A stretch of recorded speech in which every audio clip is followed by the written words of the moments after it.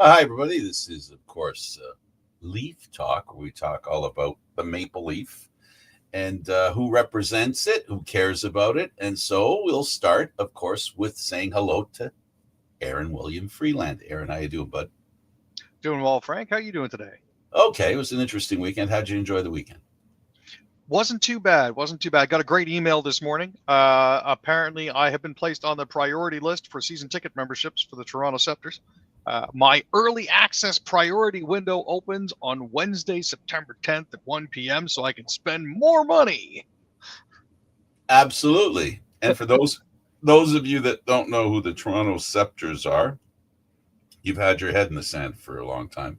Some might suggest a different place, but the point is, it is the Women's Hockey League, the PWHL. So congratulations on being able to get those tickets. Oh, most definitely. I'm very happy about that. But they've been sold out for the past 3 years. So, this is one of those things where it's like I'd like to be able to try to get my hands on at least a few of them. There you go. Well, good luck with it. Thanks. Speaking of getting a few of them, that would be wins that the Jays need to stay in first place. They lost 2 of 3 on the weekend against the New York Yankees, and the Yankees are now 2 slim games behind the Jays. The March to September has arrived, and the march to the end of the season is on its way. A couple of weeks away. The Jays did get a bit of a scare because in their Saturday game, Bichette unfortunately banged up his shin sliding into home.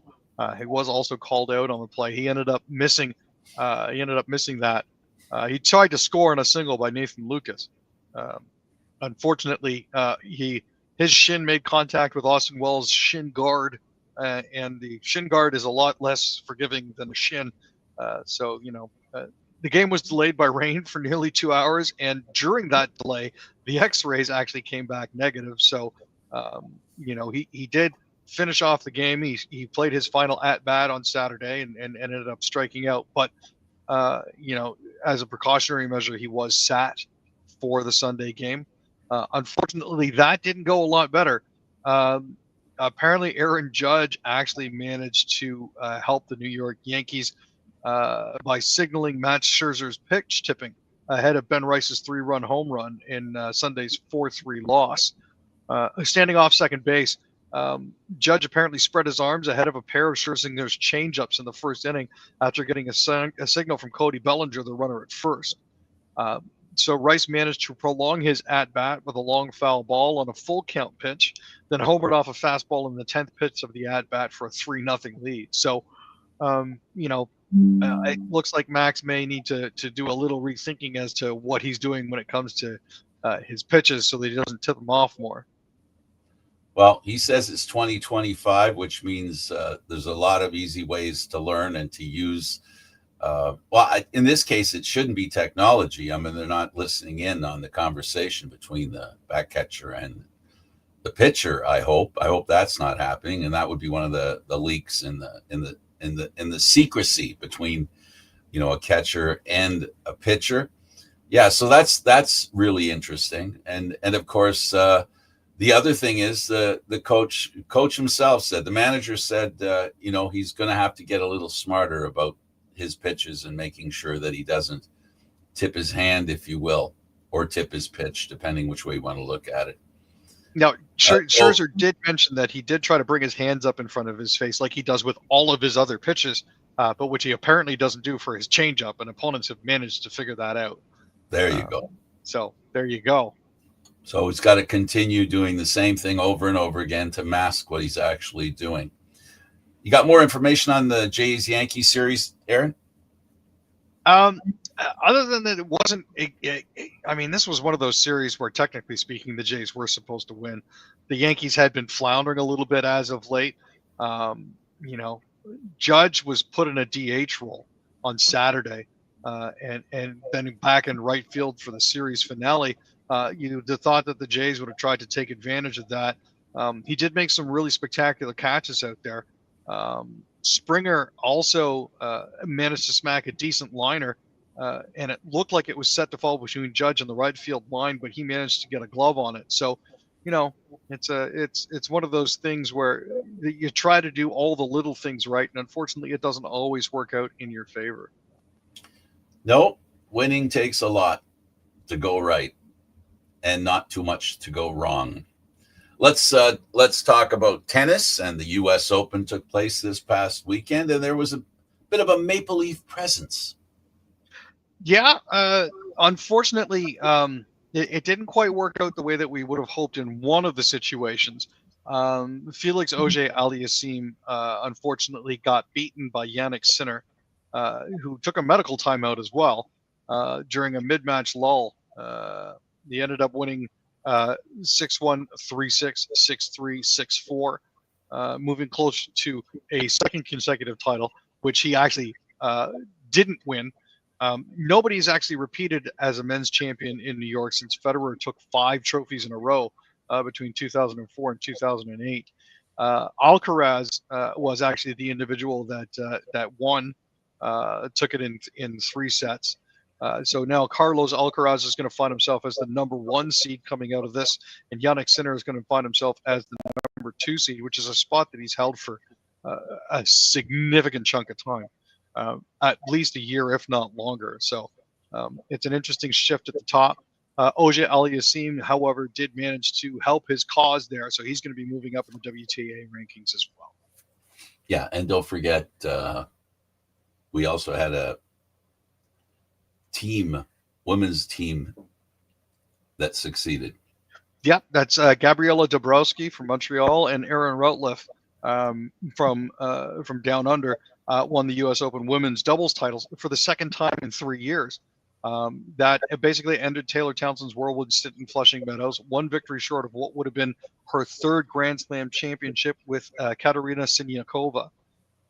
Seeded 3rd, Dabrowski and Routliffe beat the top-ranked pair of Townsend and Siniakova 6-4, 6-4 at Arthur Ashe Stadium.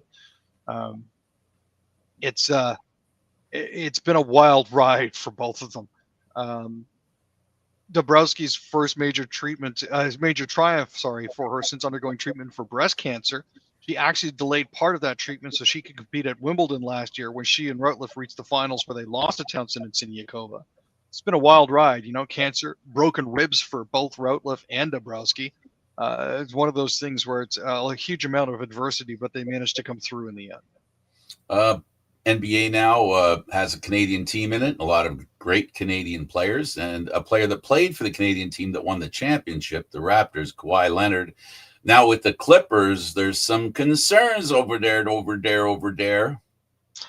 Yeah, so information has come to light recently that part of Kawhi Leonard's $23 million salary might have been taken off the books. Specifically, the Clippers actually paid a tree planting charity who engaged Kawhi Leonard's KL2 LLC as in promotions for them. Unfortunately, the way it turned out at the end of the day, the way the contract was worded between Aspiration and KL2 LLC was that Kawhi didn't have to do anything for them if he didn't want to, but still got paid the $23 million. So they actually asked a few of the employees there about it, and under conditions of anonymity, they actually revealed that, basically we were told that this was done in order to keep his salary with the Clippers off the books to give them more cap room. So, ouch. Yeah, that's a bit of an issue. Well, that's just not acceptable. Let's move on from that to purely Canadian basketball, and good news for the Canadian men's team. Yeah, they actually have managed to have a little bit of success recently, but they did actually manage to move themselves into further in the playoffs in the elimination bracket. Give me just a second here, Frank. I'm trying to pull up the rest of the information that I've had here. They unfortunately did end up falling to Argentina. This is back on August 31st. So it's a little bit out of date, but we did actually manage to play the U.S. for bronze in that. It was a good tournament for them. Unfortunately, it didn't quite end the way that they'd hoped it would. Did they lost, I assume, in the bronze game? I'm actually still looking for that as well, because again, like I said, this is something that's a little out of date at this point. I think this is from a couple weeks back. Okay, no worries, no worries. Let's But move on to the CFL and let's talk yeah, about what happened this past weekend and what's going on right now. The Elks have signed defensive lineman Jordan Williams. okay. I I know what happened here, Frank. Oh no. Oh yeah, I've got the September 8th version up here, and I've got my leadoff for that is actually Rankin with the Elks beating Calgary in a rematch of the Labor Day Classic. Okay, go ahead, tell us about that. So there we go. Justin Rankin actually ran for 204 yards. He's surpassed his previous career high of 157 and tallied the highest rushing total of any player in 2025. He actually scored 2 touchdowns in his team's 31-19 victory on Saturday night. Keon Julian Grant scored a touchdown for the Elks in the fourth quarter as well, seizing the momentum from the Stampeders, who made it a 2-point game with a Quincy Vaughn major. With a late field goal putting them ahead by 12, Edmonton split the home-and-home series with the Stamps. Now, this was a game that they weren't actually supposed to win, specifically because Edmonton going into this was 4-7, and Calgary was 8-3. But at the end of the day, now Edmonton's 5-7, and Calgary is 8-4, and things are tightening up just a little bit when it comes to the standings in the Western Division. Yeah, I got you here. They're not necessarily running away with it anymore. The other one that I wanted to take a look at was the Roughies versus the Bombers in the Banjo Bowl. It was a relatively close game throughout, but in the end, the Roughies won the Banjo Bowl 21-13. This is a first for the Riders in the Banjo Bowl since 2018, back when Zach Collaros was playing for them. AJ Ouellette got a touchdown in the win, the only major for the visitors in the contest. Brett Lauer was good on all 5 of his field goals, and that's what made up the rest of their points.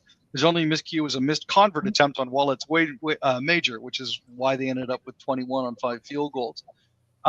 Just as he did in last week's Labor Day Classic, Tavon Campbell made a late game big play. He picked off Chris Streveler, who replaced Collaros late in the game. The Bombers were trying to make a comeback inside the 3-minute warning. That turnover led to Lowther's field goal with 11 seconds left on the clock that basically sealed the deal for the visitors. Campbell also picked off Streveler's Hail Mary attempt with 1 second left on the clock to close it out. Perfect. The Red Blacks beat the Lions again. Yeah, this was something that I don't think the Lions were expecting. And based on the Red Blacks' performance during the rest of the regular season so far, it's certainly stunning in that they came away with a 34-33 comeback win. It's a touchdown pass with under 20 seconds left to Eugene Lewis is one of those things that you don't necessarily expect, especially when BC was up 10 at halftime. They managed to score 18 to the Lions 6 points in the final quarter of play to come out with the win that they needed to stay in the East Division playoff picture. As it currently stands, they're now currently tied with Toronto at 4-8. So that means things are going to get a little bit hairier down the stretch. They're hairier than that. They're hairy already. The unfortunate thing is they're both behind BC and Edmonton now. Well, you've got 6 teams. You got 6 teams that are 1 game away from each other. Let's just say we have 6 teams that are basically fighting for 3 playoff spots, and they're all 500 or worse. Yes, Winnipeg is 6-6. BC and Edmonton are 5-7. Toronto and Ottawa are 4-8. And considering the crossover, that's why I'm saying that literally those 6 teams are fighting for 3 playoff spots, for 3rd in the West and for 3rd in the East. 2 playoff spots, in fact. What am I saying? 2 playoff spots. It's worse than I originally said. So yeah, you got 6 teams that are in the hunt for 2 playoff spots, which makes things a lot more interesting coming down the stretch. Absolutely, and they're playing for the crossover as well. The Toronto and Ottawa are trying to prevent the crossover, and Montreal doesn't want to get involved in that. They're only a game up on both Ottawa and Toronto, so there's set. Yeah, it is three playoff spots. The 6 teams are fighting for 3 playoff spots. So Here's a question for you, though, Frank. In the history of the CFL, has there ever been a double crossover? Because the teams on the eastern side have been so ass. no. There can only be one anyway. I believe the rule suggests that only the third team in the division with least wins can be crossed over. I don't think you can have two. I don't think that can happen. Recollection, it's a good question, and it's one I haven't given any thought for a while, but I believe that to be true. The Ticats beat the Alouettes, Aaron. That was a big game just because of what we just talked about.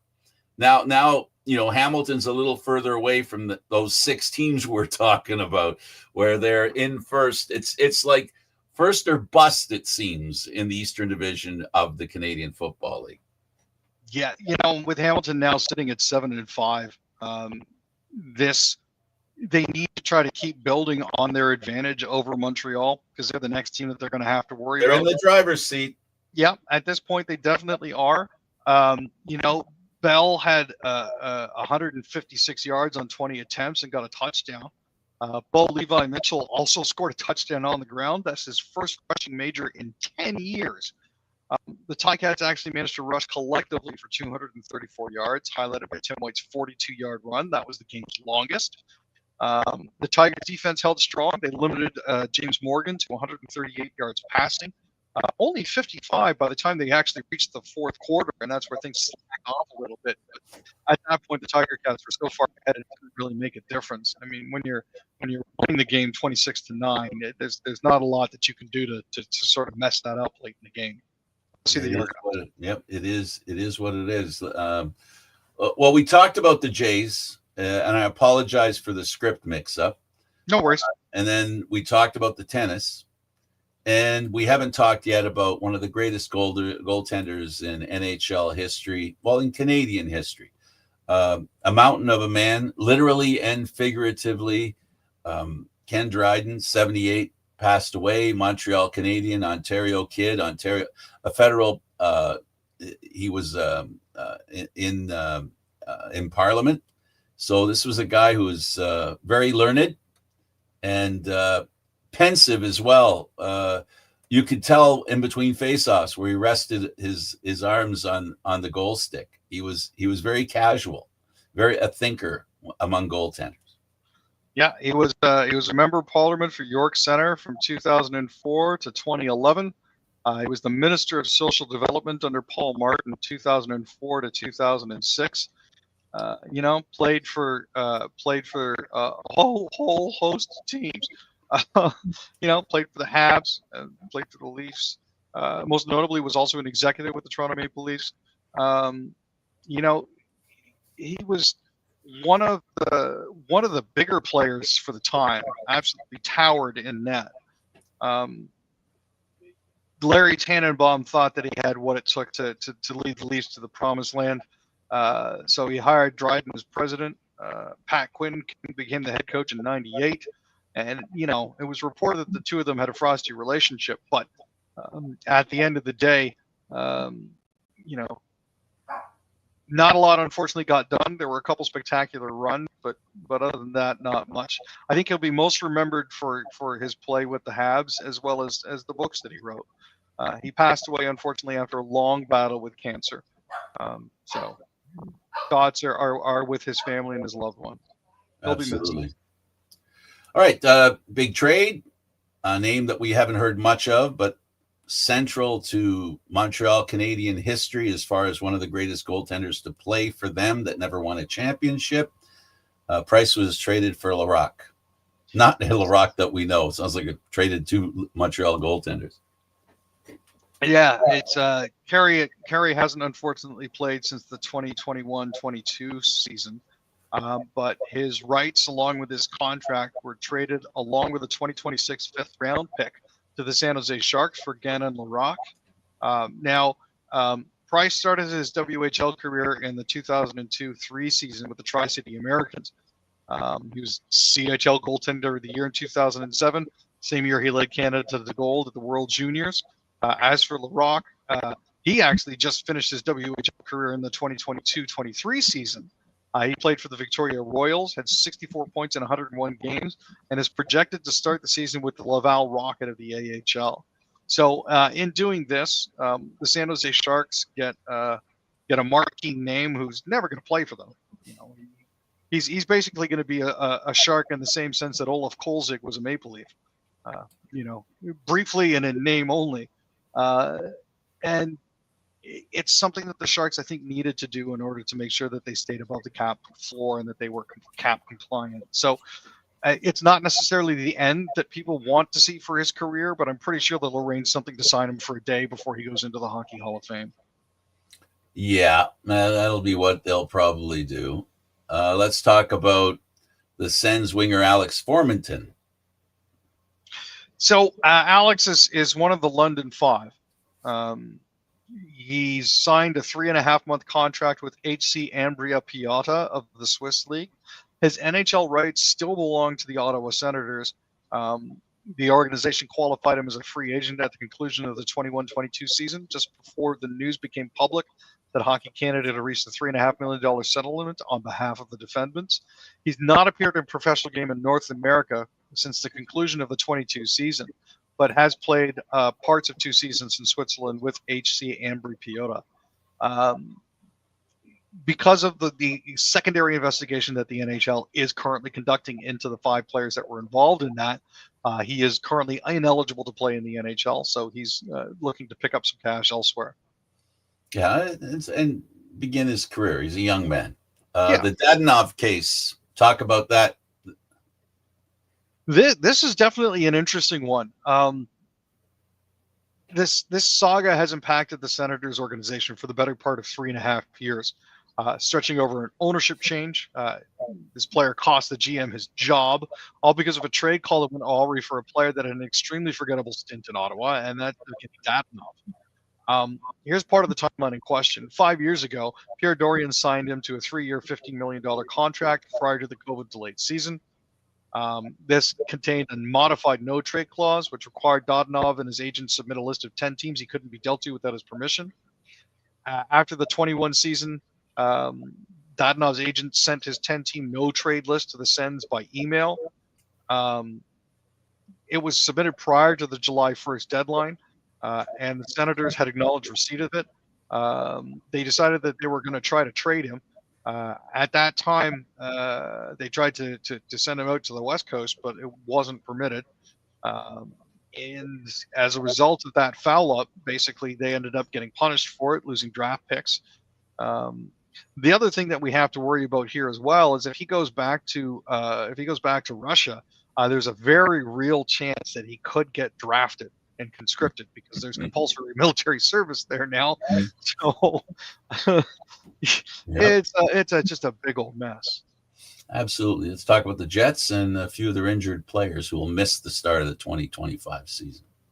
So there's a bit of drama going on. The 5 injured players that are going to miss time at the start of the season, I think some of the obvious ones are going to be one of the Kachucks.